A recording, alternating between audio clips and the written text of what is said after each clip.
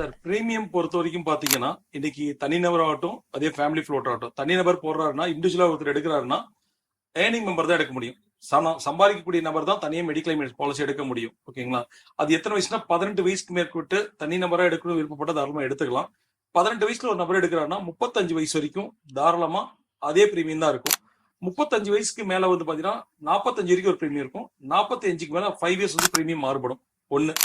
இதுவே ஃபேமிலியா இருந்தது அப்படின்னா ஹஸ்பண்ட் ஒய்ஃப் 2 கிட்ஸ் அப்படின்னாங்கன்னா இந்த 4 பேர்த்துல யாரோட குடும்ப தலைவரோட வயது அதிகமா இருக்கோ அதை பொறுத்து தான் கம்பெனி நேம் கால்குலேஷன் பண்ணுவோம். அப்படி கால்குலேஷன் பண்ணும்போது சப்போஸ் குடும்ப தலைவரோ இல்ல குடும்ப தலைவியோ வயது ஜாஸ்தியா இருந்தா அதுதான் எடுத்துக்குவாங்க. அதுக்கு தகுந்த பிரீமியம் தான் கால்குலேஷன் பண்ணுவாங்க. அது எப்படி பண்ணுவாங்கன்னு கேட்டீங்கன்னா சேம் நான் இண்டிவிஜுவல் சொன்ன மாதிரி தான். 35 வயசுக்கு ஒரு பிரீமியம் இருக்கும். 36 45 ஒன்று இருக்கும். 46 to 50 50 into 55 5 வருஷம் பிரீமியம் மாறுபடும். இது 2வது விதம்.